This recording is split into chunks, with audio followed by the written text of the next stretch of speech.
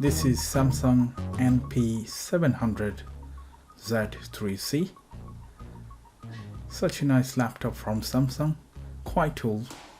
So today I'm going to show you how to disassemble this laptop, especially the motherboard. This laptop does have a lot of flex connector, which will make it much more difficult to disassemble it. But if you do step by step, it's going to be super simple and easy. Let's do it together. Good point is all the screws same in size, so you don't have to organize it. But some screws are hidden underneath the speakers and stuff. So we're going to open up all the screws first from the outside and we'll get it inside.